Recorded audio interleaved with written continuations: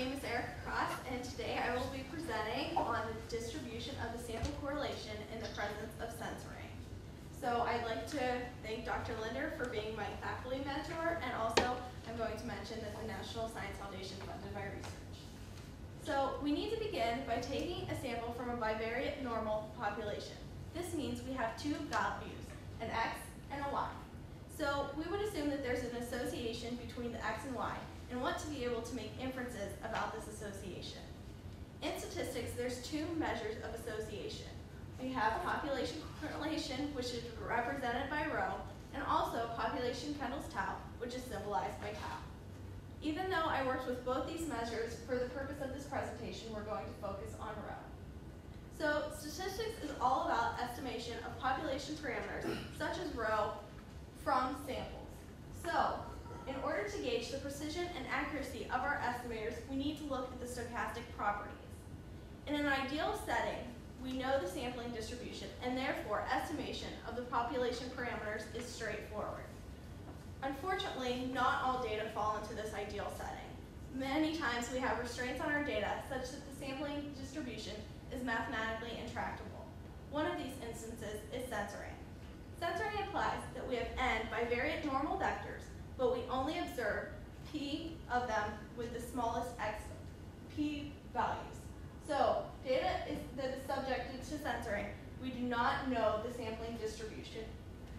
So we're going to start by simulating 10,000 values of the absolute value of r. Looking at this histogram, we want to see what distribution could probably approximate the absolute values of r. So we're going to look at the beta distribution. So two questions arise. How do we fit the beta distribution, and how well does it fit the real sampling distribution of r? So why did we choose the beta distribution? Well, beta is a very versatile function, and it has the following density function. This is restricted between values of 0 and 1, which is very convenient because the absolute value of r is also bound between 0 and 1.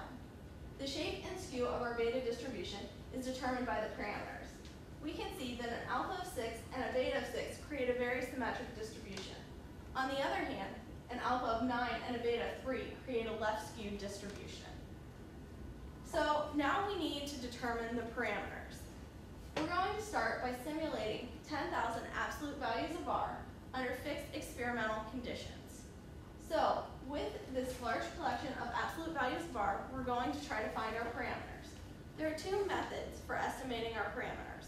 We have method of moments, and also we have maximum likelihood estimation. So we're going to start with method of moments.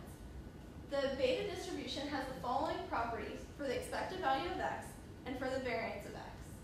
With our 10,000 absolute values of r, we're going to find the sample mean and match that to the expected value of x of our beta distribution.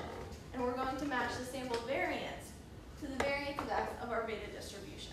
From here, we can solve for our alpha and beta hat. And then we also looked at maximum likelihood estimators, and we used MATLAB to solve for our parameters numerically. Now, with our parameters, we're going to hypothesize that we have a beta distribution with parameters alpha and beta hat that will match our absolute value of r. But these parameters are no good if they do not provide a good fit. So we're going to test for goodness of fit. Now, we're going to pretend that our beta distribution looks like the following.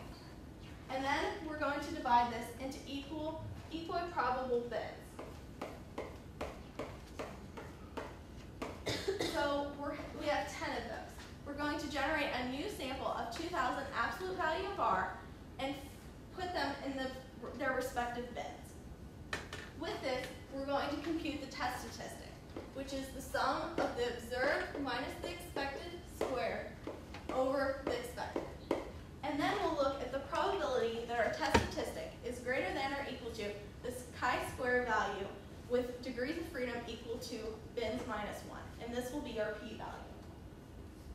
So now we're looking at the test statistics and p-value for estimated parameters when n is 20 and rho is 0.5. We would hope that our test statistic was 9, but unfortunately, both the method of moments and the MLE do not have very promising results. They both have very poor overall goodness of fit. But luckily for us, we have another means to test for goodness of fit. So we can use percentile estimation instead. The T column represents the simulated percentiles using the R program. And then we use the beta distributions for both maximum likelihood estimators and method of moments to get percentiles. When you look at the error, we can see the left tail has poor fit. On the other hand, when we move to the right tail, it has a decent fit. And so this is a pretty good result. Even though this is very preliminary, I would say, just from looking at this table, that it appears that the method of moments technique may have better fit for the tails. So when n is large, the asymptotic distribution of R is known. Fisher proved that when n is small, the z is approximately normal with mean 0 and variance 1.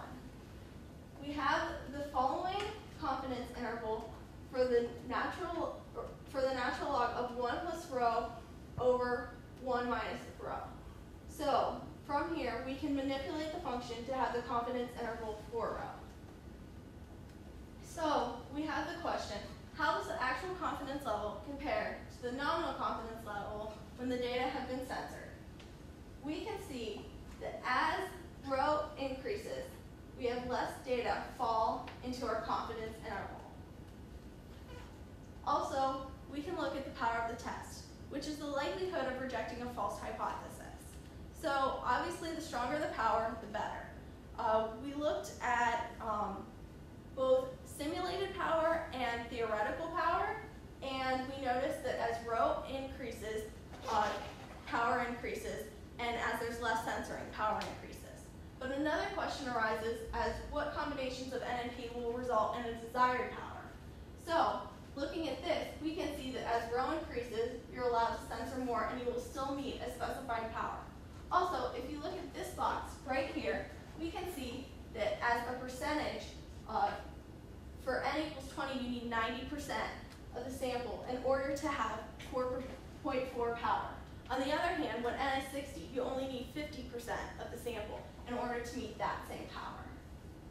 So, further research in this field, we could look for a regression, use regression to find a function to find our alpha and beta. So if a researcher has an n and a p, we can give them their alpha and beta so that they know what beta distribution they're looking at.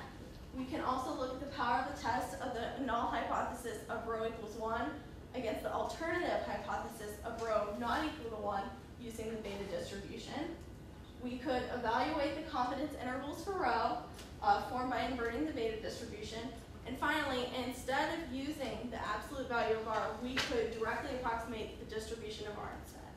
So, are there any questions?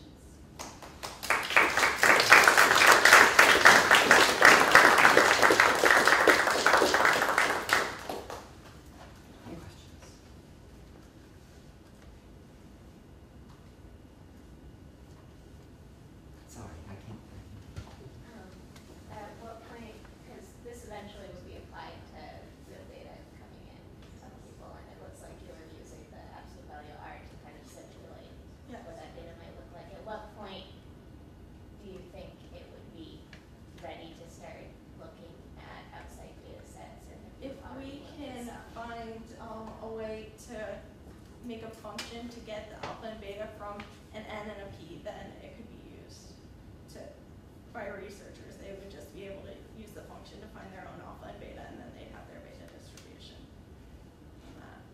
So we have set functions.